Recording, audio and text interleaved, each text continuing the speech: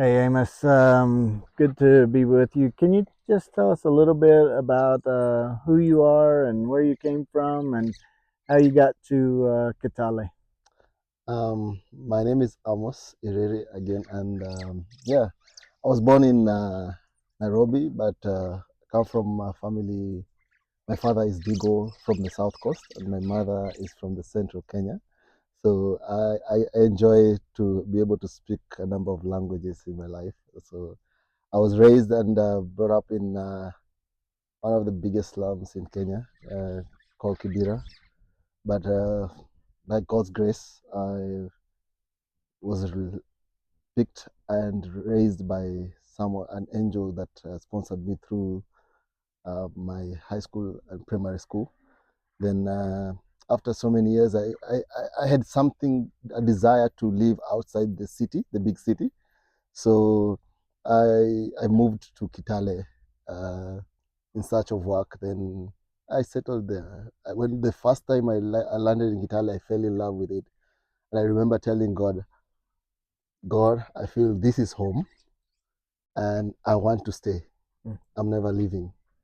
And yeah, and since then, for around 16 years now, I've never left. So yeah. And is that where you met Priscilla? No, Priscilla, I met her. She grew up also in the same slum where I grew up, but she was raised in a different children's home with me. Their children's home was a girls' children's home, while mine was where both boys and girls were raised. So but we met in the slum. Then many years we separated and we didn't know meet each other. Then I met her in Eldoret when I had gone there to visit to work. And I remember seeing her after almost 17 years apart. And I told her, I'm not, this time around, I'm not leaving you.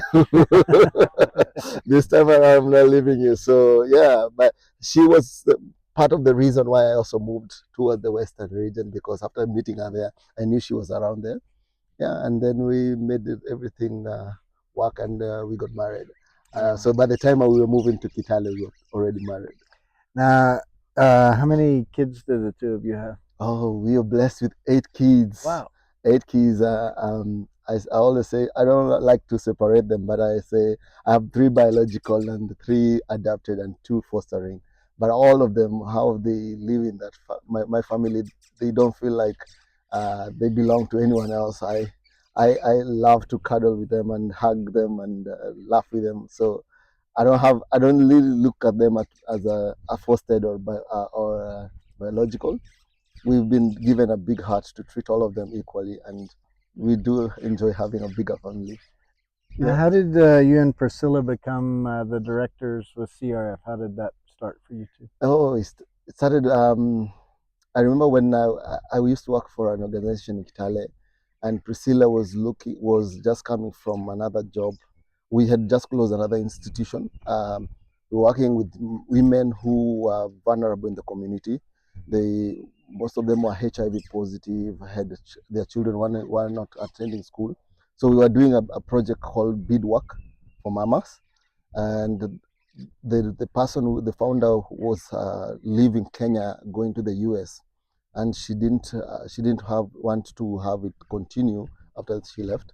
So we closed the organization, and because both of us needed to get something to do, we Priscilla went to apply. There was an opportunity to apply for a job at Kenya Church of Christ Children's Home, and they needed a social worker and a director.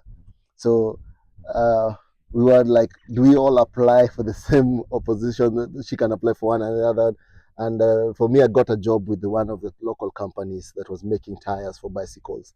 And she got, she wrote her CV and she applied for a job at the home for the position of social worker. But by God's grace, she didn't get the social worker, but she became the house cleaner for the babies.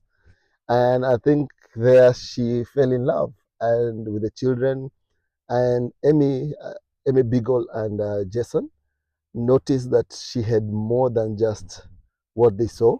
She was more than just a cleaner. She loved children genuinely. She loved to serve. She loved to poured down her heart to people.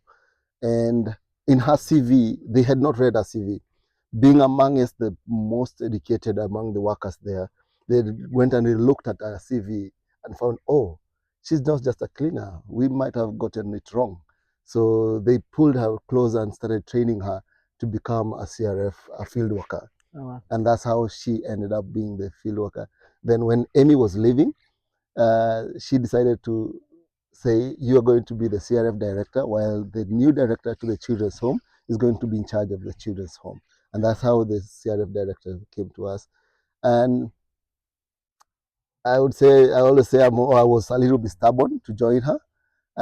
Yes, I would help her when I get home with some of the stories, because she told me about the needs children had. And I knew, I was telling someone yesterday that I love literature.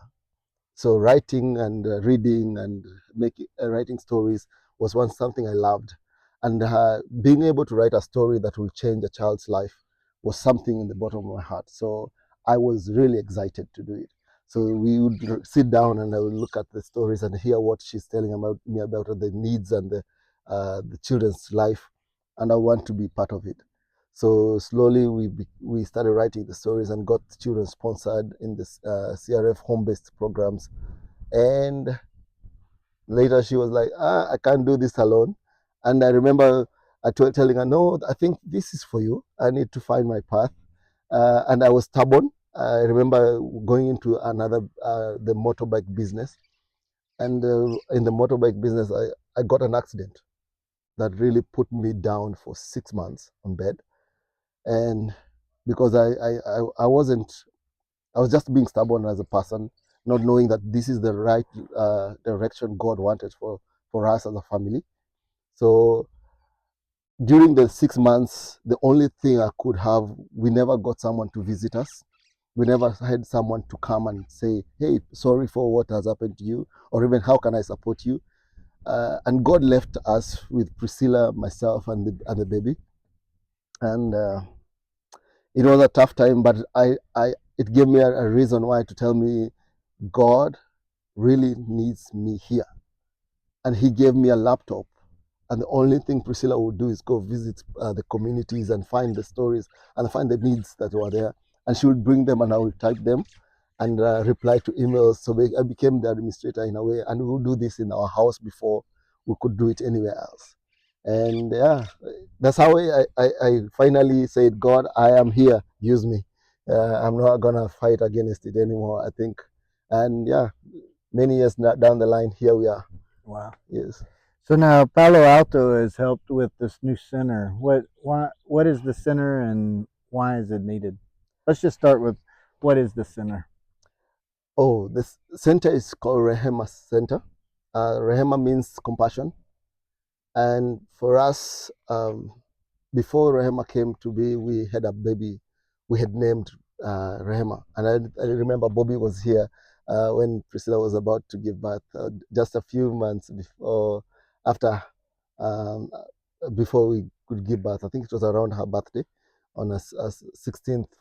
Her birthday is on 14th, and Bobby was here on 16th of February on the same year. And a few months she was supposed to give birth around May, but she didn't make it. So we gave birth to a still baby, and her name was Rehema, meaning compassion. And in that process, we were to lose both my wife and the baby, but God's grace came through for us because she had carried the still baby for a week end, which for me today, until today, I still say God had compassion upon us, and I had compassion upon my wife because she's alive today. Um, so the baby passed on, but we remained with that God was compassionate. God loved us despite everything that went through, and just to be able to hold on to the compassion God had for us, we said we want to do that for the children that are in the world. We want to have a place where they can come, run to, and feel loved, the way God has loved us. Just to give me and my family, our mom, because we call her our mom, to be together again, and for her to be able to continue mothering the children we had in CRF. And because we were doing the program from our home, and that's the time were like, we want to develop a place where children can come and feel safe. Our home is too small, but if we had a bigger space, we'll be able to develop a center for the children. So Rehema became a place where they could come and have rest, come for, and run away from the troubles in the community, come and run away from the issues that they may be facing, and find a solution, find hope for tomorrow. Yeah. One of the places in the new center is a place that has several bunk beds and mattresses. Oftentimes, children come there looking for hope and help. That they what's going on in their family to cause somebody to run to your center. Um, for Emma Santa is for it to be able to hold the room, we call it the safety room, because it's a rescue place, temporary rescue place for a child or a boy or a girl who is having hardship in their family. Sometimes what happens in the families, there is uh, brokenness in family. Maybe the mother and the father are not agreeing on something, and the child is in need of a place where they can be able to be safe, while the family sort their personal issues, and that they can be able to access education and support and food and shelter without worrying, where do I go to stay in the next place. I remember the last time we had a child in our center, and the reason they were there is because the mother and the father could not agree. They had just broken up, and they were not nice to each other when they were doing that. They broke off their relationship, and they were fighting, and the child was left without knowing where to go to, because if she went to the father, the mother would say she doesn't like him, like her, and if she went to the father would say she didn't like him. So she was torn between the two parents, and she never liked it, and she was about to do her exam. So what did we do? We brought her to the center, and we were able to house her through the season of her examination until the families could settle their issues. And she felt so good because she found, in the middle of a storm, she found peace. And Rehema Center, is the purpose of it mostly is to make sure it becomes a heaven of joy, love, and peace for the children that we have. The community out there is not the easiest, but knowing that I have somewhere to run to in case something goes wrong, that's what we were creating. And yeah, it has become a home for many of our children. One of the other places you have in the center is a room for a counselor. So you have a counselor that comes. What does she do, and how has she helped children so far? I know you shared the one story, Yeah. but Um, the when we as we ran the program, we realized that there are more problems in the families that we cannot be able. Children are not able to speak to us because of the professional need that it requires. So we were able to interact with a counselor in the community, and she loves children. So we told her, please, we would love to hear, to have someone help some of the children open up and be able to speak, because for me and Priscilla, being able to handle many of them, we do not have an individual level of getting to understand them. But at counseling level, they are able to have more time and they can open up with ease. And the first case that we ever encountered that was really dire was a girl who came, and she came to us because I had an encounter with the father before. And when I asked the child about it, she was crying. She didn't tell me what happened, but she cried. So I felt there was something wrong here. So I said, tell her, please come on this day. I would love you to come and talk to us. She didn't know I had a counselor with us. So when she came in, and after I got the report, is that the child had tried to kill herself before. So something we wouldn't have known if we did not have the counseling room. So the child would have wanted to kill herself because the the the stepmother, the father married another wife after the mother died, and the stepmother is using her as a house girl, and not giving her time to be a child or even learn at home. So she felt like her father would not listen, because every time she went to tell her father will discuss it with the great stepmother, and stepmother will use that against her. And then she went to school and told the head teacher, who the head teacher told the father, and the father told the mother, and the mother used against her because she was caned when the head teacher told the father. So the last time she came to us, we decided let's have the counselor talk to her. And she said, if I never had this session with you, I think I would have attempted my second suicide. The first one, she took some drugs, overdosed, but never worked. So the second time she was intending to use a rope to kill herself because she didn't feel like she was important anymore to the society. And by just opening up, and she even committed herself, not even by being asked, she said, I love that I can come and talk to you guys. And I know my father will not be told. Wow. I love that I can come to talk to you. And that is the space, the trust we want with our children. And that space of having a counseling room is what we want to open up to the whole families. We did open up even to the mothers. We know the parents and the fathers in the society that are having a hard time, even in the raising of their children. So we opened the space for them and said, if you need to talk to the counselor, please come in. This is supposed to be helping the family be together.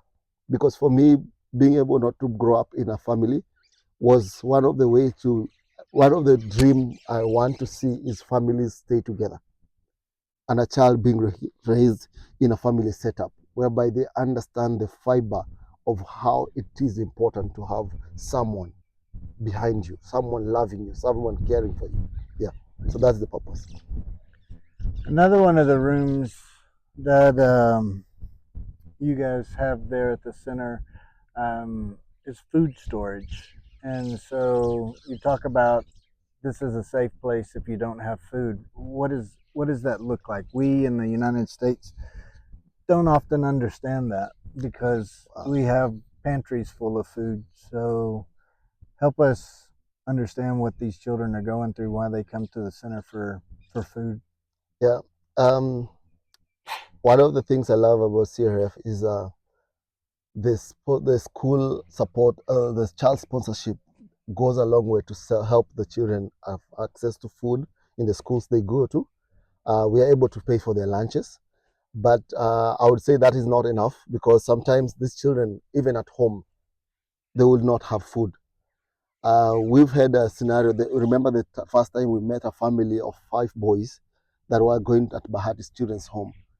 And one of the things they could is whenever they came to Bahati Children's Home Academy, they would access a meal at lunchtime. And then we noticed, oh, they did not have any other meal at home. So we made sure that before they could go home, they would be kept, some lunch will be kept in the evening that they would eat before they went home. So we noticed there was a need for more than just food at school. There was need for food even at home to be provided to the children. And the stores, for us, we open them so that we can be able to have people come in and buy extra food that will be able to touch the lives of families. Now, at school, we are touching the lives of the children. They are able to access a meal. But at the larger family, sometimes they are sleeping hungry. And I remember there's a girl who used to, every time we would give her food, she would pack in a bag. And we'll ask her, why are you not eating? I'm taking it to my brothers.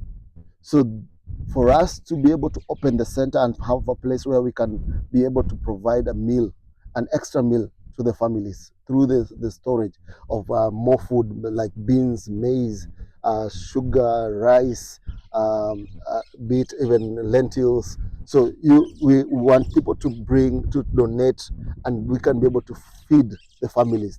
We are able to provide a meal whereby even if one of our children, and one of the challenges we have right now is if a girl comes to CRF, they don't just go out the same way they came, because we know if we let her leave that home compound without a bag of food, she might end up being taken advantage by someone. So for us, the storage, when I see the store not having anything, I get worried. And that store is a life, is a hope. It's hope for so many families.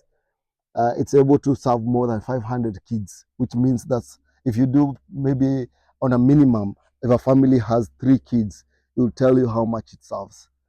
Just someone living with a bag of food to go home with. Yeah. Now, another thing that you do there, you provide girls, teenage girls, with feminine products. And you were telling me the other day that um, one girl at her school told like 20 other girls, "You can go there, Yeah. and they'll help." So, what is that project about? Oh, the girl effect. The The, girl effect. the girl effect is a project that whereby we want to give the girls an equal opportunity at education, which sometimes in our society where we are, our ministry is, we have a very big number of girl child dropouts and pregnancies, early pregnancies for girls, and it was ranked, I think, the highest in Kenya in the last 3 years because of girls missing school and becoming teenage mothers at an early age, and that was due to them being exposed to being taken advantage of. Why? Because some of them were missing very basic needs, such as sanitary pads, which sometimes will cost 100 shillings. And nobody wants to give you just 100 shillings and tell you, oh, you're good, just go. They want some favors. And out of that favor, so many girls have fallen into the trap of getting pregnant at an early age. Because if you want my money, you have to give me something. And when you give me something, that means sex. And for them, they feel pressured because they need this to be in school, and they're not getting it from their parents because their parents are poor and they don't have anyone else to go. So they get someone who is willing to give them, but they have to give up the most important part of their self, the dignity. They have to give someone dignity at a very low cost. And I don't think dignity has any can be valued at any amount of money. So for us, as CRF Kitale, we were really broken to know that a girl child, would lose her dignity to the cost of 100 shillings. And 100 shillings is Is less than $1, yeah, because the rate right now is about 127 to $1, and it's less so than a dollar. yeah, so Yeah, you're talking close to 80 cents, 80 cents. Yeah, a child will lose their dignity due to 80 cents, 80 cents of a dollar. just because They don't you're have access to sanitary pads. yeah. And you mentioned that like they would also use just paper towels or things like that, Yeah. and so this just allows them to have their dignity back with Mhm. the products. So one of the challenges with the not accessing the sanitary pads, what they would use is cut piece of their mattresses, and some of the mattresses are dirty because of sleeping on the floor or not being taken care of well in the family. So if a girl goes to use the same mattress the way it is, uh, the other thing that followed is infections. They'll have UTIs, they have all these kind of infections, and they wonder where they're coming from. And then that's an extra bill again to the family, getting to get the girl treated because of lack of that. So they will use either a piece of mattress, a piece of blanket, a piece of cloth, or they just cut their dresses and tie them together. And during that moment, they will miss classes because they cannot go to class. They fear of a leak of the periods during their menstruation. So missing classes would cause the girl to lose interest in school, and losing interest will put her in a higher risk of men and uncles, I would say, accessing them easily, because now they're desperate for having a meal. They're desperate of having supplies of personal effects. And now the only option, because now I don't have education, I don't have a skill, and had my parents do not have the money. So what is the next thing? I am more available to anyone preying on me, and they end up being preyed on. So for us to be able to have the girl effect program, we thought the child needs to be protected, the girl needs to be protected. And how did we do that? We had a way to just ask donors to come on board and support by buying the sanitary towels.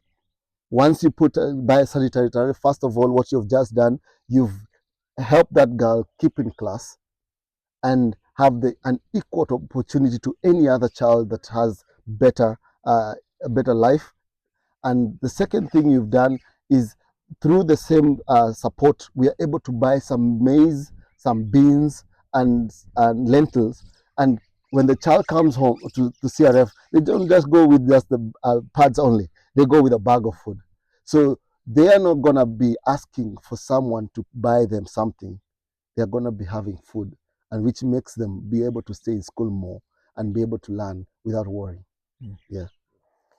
You mentioned uncles, and not only the girls, but sometimes the boys get sent to an uncle's house Yeah. for a can of corn, basically. And this maize that they get, that also is what, less than $1, correct? Yes, it is. It is less than $1, and the corn is a staple food in our area. So for you to have just that is so precious because that is everything. They can make porridge from it. They can make ugali from it, which is white. We call it the white cake. Yeah. So they can. It's the most important thing. If you ever ask anyone from our area, what do you eat? They will tell you that is our food. For them to have that, so because of the level of poverty in families, even having access to basic employment is very hard. And sometimes I sympathize with the families and the mothers sometimes with what they have to be, they would end up doing because they would send their children to uncles, people who are doing well, someone with an employment. And sometimes when their girls get to maturity and they're having breast, and they will say, your daughter has really grown. And that will be a sign of, it'll be a sign of, I like your girl, I like your daughter. And because the mother does not have any other way of income, she introduces her child to early prostitution without her knowing. And the uncle would sleep with the girl, but before she leaves for the house, he would give her a bucket of a bag of maize for her to go to take to her mother, and maybe less than $1, less than a cent, 1 cent, to go and grind the maize into flour for them to cook. And yeah, the uncles become the so-called sponsors of the family. So whenever the mother is in need of money, he'll tell her, go visit the uncle, and he has something to give to you to bring to me. And the girl would be introduced to regular sex without her knowledge. And with that, she would get used to being abused. For her, she doesn't know it's abuse because she's being introduced by her mom. But the uncle and the mother know what they're doing. And the girl gets used. And sometimes, if they're not saved early from that cycle, they end up being pregnant. Because on the side, without their mother knowing, they would get another boyfriend of their own, of their interest. And they will start going having sex because they want to have makeup, they want to have things for themselves, they want to have nice clothes, and maybe the uncle cannot provide that, so the boyfriend might be providing those things that she needs. And beside the uncle, she's having a boyfriend who gives her what she wants of herself, and the uncle provides what the mother needs. And sometimes they end up having uh, infections or even diseases without knowing in the process. So for us to be able to break this cycle of girls being abused in the community, which is happening so rampantly, that's how we came to know about it, because we were walking into high school and teaching life skills, empowering boys and girls, and sometimes girls will open up that yeah, we might not be having relationship with our age mate, but we are already having an uncle. And we'll ask them, who is an uncle? They say, not, we ask them, is it a biological person? No, they say, no. An uncle is just a sponsor for us, a sugar daddy. And I ask them, at this age, you have a sugar daddy in a way, and that's painful to have a girl having to be in school and be abused by someone who knows about it. And you were saying that the mom and the uncle know what's going on. Oftentimes, when the girl comes back home, the mother would grind up some medicine. Yeah, they would have, because the child does not know, it's still having that innocence. So Because they, we're talking how old here? this is 13 to 16 years old. They're still young girls and they don't know what is happening. They have never been exposed to, it's called uh, the drugs that help prevent pregnancy and all these things. So they're still, their minds are still fresh. They're very innocent. So the mother who knows about them goes and buys and makes sure that she mixes it in food or gives her in a drink somewhere. Tells her, just take this, is for your stomach or something. So she makes up a story for her to take the medicine. So the girl does not know she's being given medicine to stop her from getting pregnant. So she, on a daily basis, her mother is putting something in her food or in a mix-up of something, and she'll be given to eat, and she'll keep away from getting pregnant. That is only, she's only done this when the mother knows the child has gone to the uncle. But when the child will start having her own boyfriend, she wouldn't tell the mother because the mother will be on her case.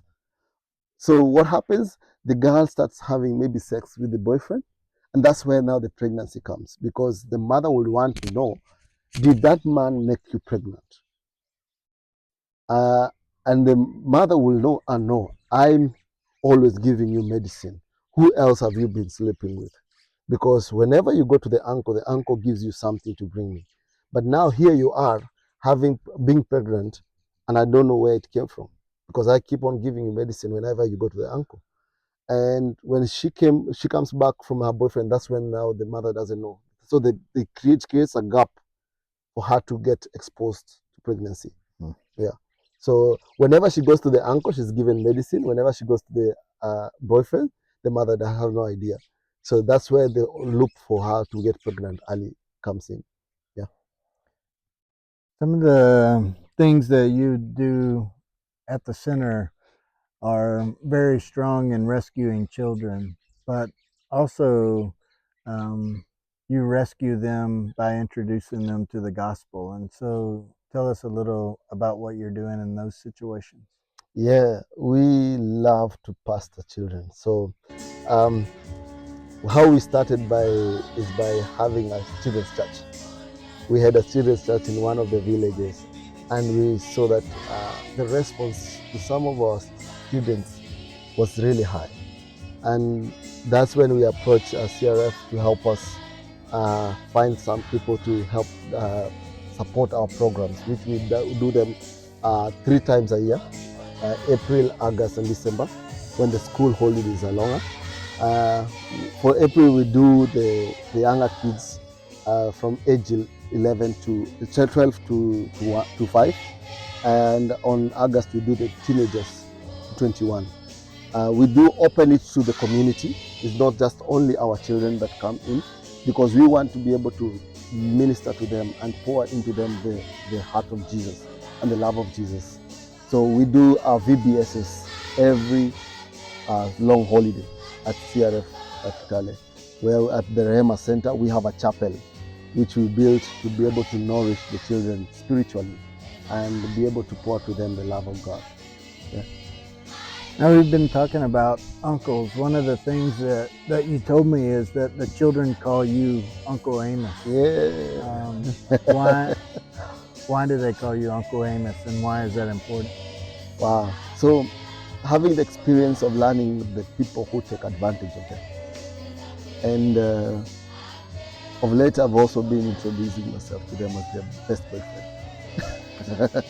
So for the girls especially, and the boys, I say, if I'm not your dad, I'm your uncle. for the girls to do. So one of the things is to replace the negative uncle and have them have someone they can look up to, and to have them be loved by someone who does not take advantage of them. So I wanted to replace the negative they have been taught up with, they've grown up with, that for someone to be an uncle has to take advantage of you sexually, or to be someone who wants something from you either way, without caring about your life or the future of you. So for me, I want to be their best uncle, because I want to give God the first priority to be their father, and for me to be their uncle. And I always tell them, if you are looking for a best boyfriend, for now, as long as you're in school, I'm the best boyfriend, because whatever you're looking that boyfriend, we can provide here at CRF. Uh, I remember we started a weekend project that's called the nutrition project, where we cook for every child that comes in over the weekend. They have to eat from the compound, and we make warm meals. We give them some milk, we give them nutritious fruits, and they're able to stay there. They're not worried about who's going to buy them those things. We also have a weekend that we always want to do fries. You call them fries, we call them chips.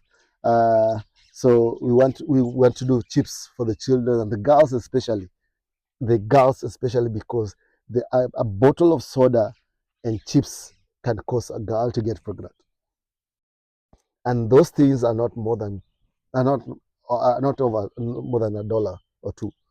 So we have seen what that impact it has on girls, because they come to me and say, "Uncle, I want to eat chips," and I tell them, "Just sit there. It's gonna be prepared for you." So they don't need to go and worry that a boyfriend is gonna bring in a bag of chips and take advantage of her next thing. So we know they are safe with us.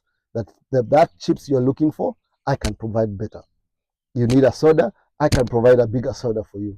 You need some sausages, we can cook the sausages here. What else are you looking for? We are paying for your school fees, we are giving you the pads, so you don't need them, you just need us. And that is the environment I've provided for them. And one of the things they also find in my wife Priscilla is the mother. And the mother, who sometimes I feel like, oh, they she has a relationship with the girls like you will think they are sisters, and the small babies with them. Whenever I find them, like, they don't even know how to address her at the end of it. Like, she's so cool. Like, do we address her as mom or a sister or what? Because she goes to their level, and they sit down and they laugh and they have these interactions, and they have come to love her, and she's been given the most beautiful name, Mama CRF, at our program. So she's there right now. When you go anywhere and ask for Mama CRF, they will know where she is. uh, so she's the mother of those girls, and we get to have a great time with them, and even the boys, just to provide even the simplest of all, because the Girls Effect project has been able to cover both the boys and the girls. The boys are able to get the boxes. It might be looking like, oh, boxes, just boxes. It's so much, because some of them don't even have some. Yeah. So just being able to give a boy boxes as innerwears, that is so much important to them, because even the girls get the panties and they get the pads. And these two, we make sure that every 3 months they get new boxers or new panties, to be able to improve their dignity and their self-esteem. Yeah. So you mentioned that you help about 500 children in Kitale area right now. Yes. Um, how many more are there that need help? Oh, I would say in a week we can have more than 10 people. In a month, we have more than 40 people coming in to our compound through the gates, asking, can I get my, even on Sunday when we were there opening the center, people walking up to me and like, we need, I need my children to be sponsored. I have this child, she's not going to school. I have this child is, and I'm like, oh, I cannot do that right now. I cannot do that right now. So we've been keeping people on waiting. And if we were to open up our books whereby we write their contacts, those books will run to last year, to the year before that. and we keep on picking a small number, just like the situation our brother in Eldoret told you that he had 200 kids in a room, and you are told to pick 25. That's the case that we always face. You have thousands of kids in the book waiting for to be sponsored, and you are told to pick only 10. It makes the scenario really challenging. So sometimes you have to, yes, go through the book and do the home visit and be able to say, oh, yes, they're all needy, but I think this might be the one required. Not that they don't need the rest, but they do. And we have more than 1,000 kids who can be sponsored. 1,000 and this is a reality. 1,000 plus who can be sponsored if we were to get there. Currently, we have on our waiting list on the website, we have 30. Yeah. And if you need more, you can always come and ask for more. But there are so many children in our community in need of sponsorship. Yes.